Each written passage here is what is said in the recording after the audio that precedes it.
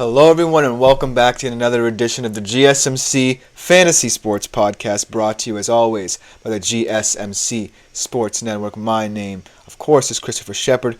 Thank you all for tuning in. Happy Thursday to you all. Today's show, we're going to dive even deeper into the world of tiered rankings in terms of fantasy football. We're going to round them out with our wide receiver and tight end tiers. Also going to start looking at some potential sleepers and then some potential busts at certain position groups. Starting off with the QBs, then going to the running backs and finishing off today's show with some quarterback busts. Even though, at the position, you're always going to want to find a guy who you believe in. There will be some busts at the QB position, so I'm going to warn you against those guys. But before we begin with today's show, I do want to remind you yet again to like, follow, and subscribe to the show and the network as a whole. Everything you do for the network is greatly appreciated, but we also want to make sure that this show and the interaction within it is all about you. So I also want to remind you that if you do feel so inclined, please consider leaving a tip at either gsmcpodcast.net or gsmc.cloud and making yourselves available to the Super Chat, Super Thanks, and Super Stickers features on YouTube. It's a huge support to both me, especially my fellow podcasters in the network as well. Go check them out if you so like, follow, and subscribe. But without further ado, let's jump right into the show as we get some more people trickling in here. Let's start off in the realm of tiers. And let's start off with the wide receiver position. We've talked about them all week. We've talked about how to strategize for them, how to get the most value out of them. They are a highly coveted position in fantasy. They are the hot commodity. And this tiered ranking right here will show how many different ways you can evaluate the wide receiver market, whether you don't necessarily value it as much as others, or you're all in on the wide receivers, especially starting off in the first round where it gets really interesting and descending down to later rounds. It certainly is going to be a market that you're going to want to look out for. So without further ado, let's talk about the wide receiver tiers here. I'm going to start off easy in round one. You open up, Christian McCaffrey, Breece Hall are probably gone, picks 1 and 2. Then the third pick onward is where it gets interesting, and you can make yourselves available to all these round one, tier 1 wide receivers. You start off with Tyreek Hill, perhaps the best all-purpose wide receiver in the league, perhaps the best in terms of whether or not you're in a PPR league. He's always going to get a lot of targets. I always project him as perhaps the most integral piece of the Dolphins offense. I know that it is a multifaceted offense with all the pieces within it, including Jalen Waddle, Devon Achane, and running back, and Raheem Mostert as well.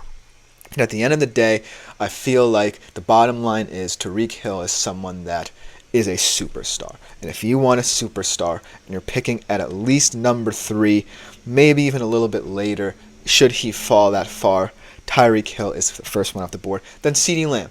We talked about CeeDee Lamb a little bit, and I want to shout out a comment from someone whose name I am forgetting, but his comment, while I didn't necessarily agree with all the sentiment, I did agree that in terms of real life, we wouldn't consider CeeDee Lamb this highly. I certainly think there are receivers in real life better than CeeDee Lamb. But in terms of fantasy, CeeDee Lamb will remain in tier 1.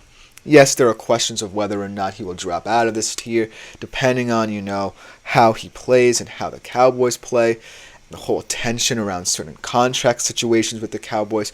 But at the end of the day, the bottom line is he is the entire Cowboys offense to a certain extent, and that's not going to change. They locked him up because they believe that out of all the players on offense up for big contract extensions, well, just him and Dak really, but out of both of them, he is the more important part of their immediate success. CeeDee Lamb is up there. And then you have these lower-end tier 1 guys who I really like. You have Jamar Chase, Justin Jefferson, and Amon-Ra St. Brown, who I personally picked at number 5 overall. And out of all of them, I do believe that he has the most chance to cement himself as a tier 1 player in the foreseeable future. 1,515 yards last year, 10 touchdowns, first team All-Pro selection. So, as I was picking him in round 5, I was thinking, well, maybe it's not the best value pick, but he certainly feels like someone who merits that kind of consideration, especially on a team like the Detroit Lions, where even though he's not getting as many targets as other receivers in this tier, he's making the most of them. And then the player who I think might drop out of this tier is Jamar Chase, and here's why. There has been word coming out of the Bengals camp that Jamar Chase is not practicing and is holding out, even though there are still 2 years left on his current deal. Now, as we know, his teammate T. Higgins has been franchise tagged, so there has been kind of a modicum of concern surrounding the Bengals wide receiver room and how it's going to look in the future. And this situation with Jamar Chase certainly gives me pause because he still has 2 years left. T. Higgins certainly seems like he's getting a little bit tense in terms of his future. And also, in terms of the partnership between him and Joe Burrow, that seemingly has been cemented ever since they were college teammates at LSU. So this whole situation gives me pause about how to rank and put in a tier Jamar Chase, because he certainly profiles as someone who is going to be the wide receiver one in the Cincinnati Bengals offense, but in the latter half of the season, it could affect him if, he's still holding out until a certain point, and when he plays again, it could affect his play. So look out for that. Then let's go to Tier 2, because this is where it opens up a little bit more. So we're talking about the latter half of the first round going into the early parts of the second. You have A.J. Brown, an interesting pick, Puka Nacua, Garrett Wilson. Those are the three who kind of open up the rest of the rounds. And let's talk about each of them. A.J. Brown, very sneaky kind of player, right? Because he's in a Philadelphia Eagles offense that does rely on him as that vertical threat, but also as that wide receiver one. But when I think about it, I think of him more as a vertical threat than a true pure route runner. When I think about what they did, and this is also alluding to a previous mistake I made in a show when I said that Jahan Dotson was still a Washington Commander. He is now a Philadelphia Eagle.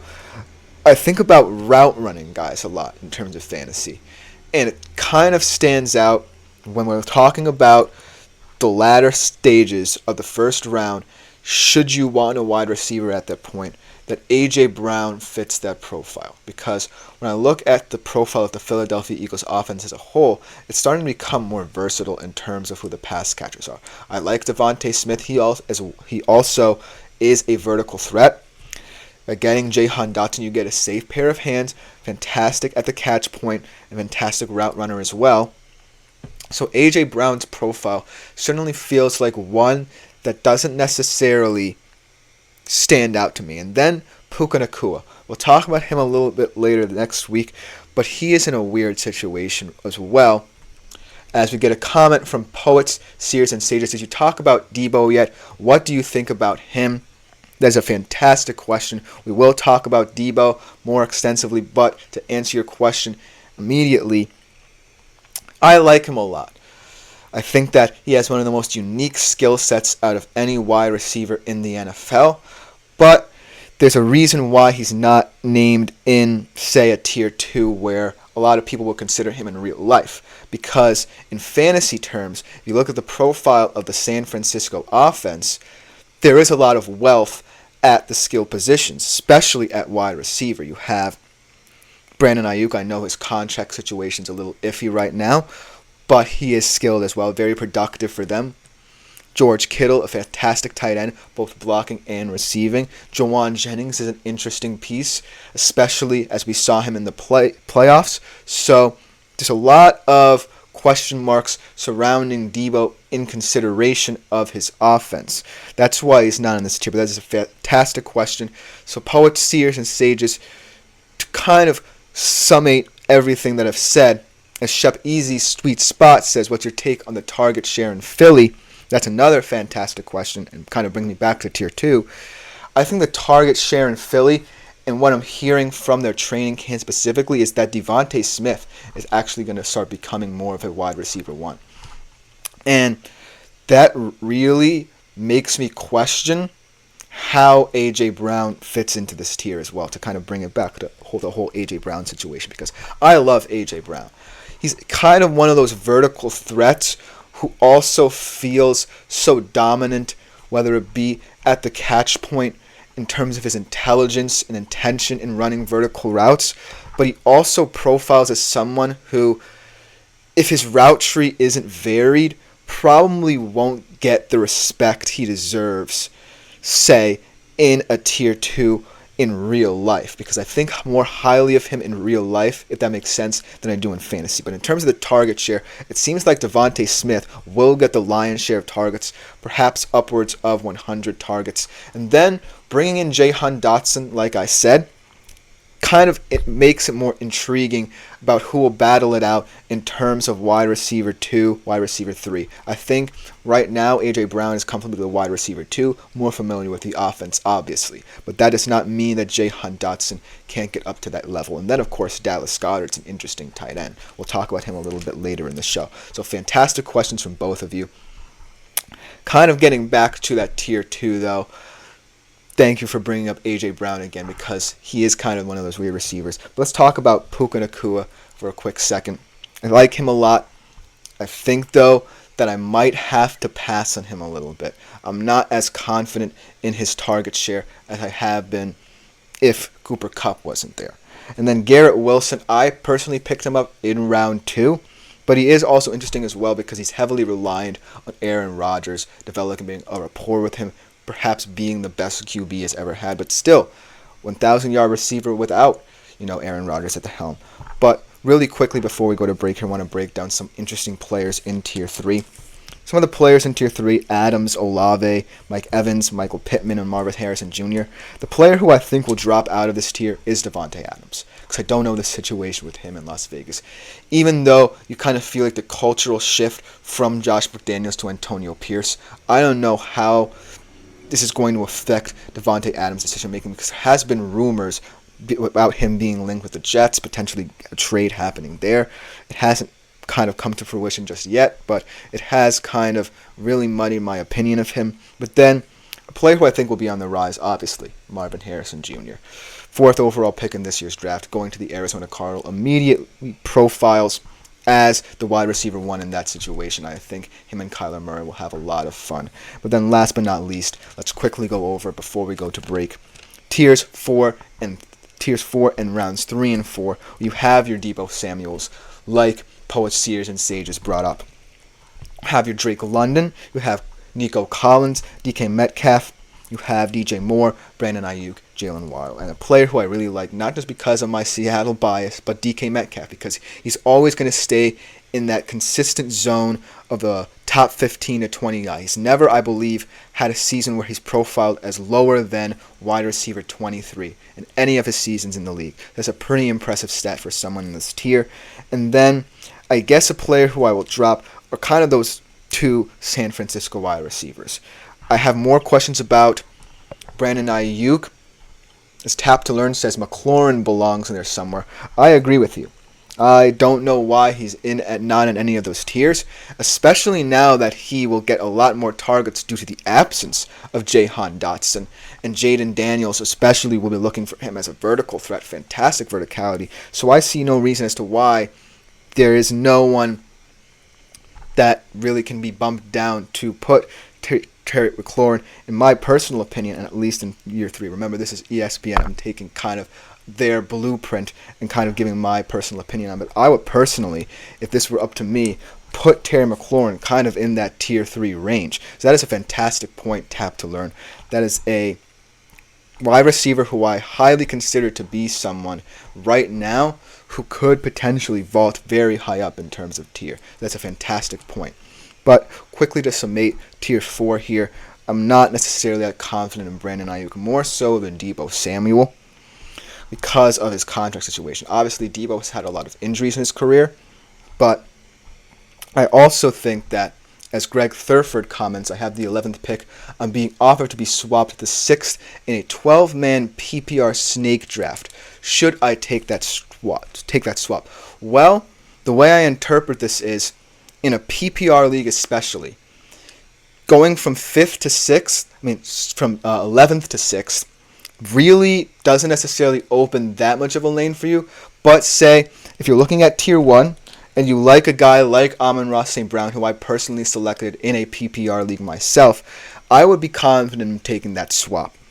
Also, though, you have to be wary of players in, that kind of 11 to 12 position who also might be interesting options, especially if you in PPR leagues might want to trade. You might want to get more trade capital. So it honestly depends on what you're thinking about in terms of whether you want a true reliable receiver. As Tap to Learn says, and agrees with my sentiment, I like picking closer to the middle of rounds, so I take it too. I'm not necessarily saying you should, but it's definitely something that makes me more confident if you are someone who's looking for a reliable receiver to start. If you're looking for kind of trade capital in future situations, then potentially you might want to stay put. But if you're confident in getting a guy like perhaps Justin Jefferson, if he falls that low, or St. Brown, then absolutely go for it, as Tap to Learn agrees with me. This has been very fun. Keep the comments coming. But we do have to take a quick break. Coming up next, we go to the tight end world. As Greg Thurfer says, I want Jefferson most likely. Well, you're going to have to find out and see. We'll talk about that a little bit more after the break. But coming up after the break, we'll go into the realm of tight ends. Well, we will be right back on the GSMC Fantasy Sports Podcast.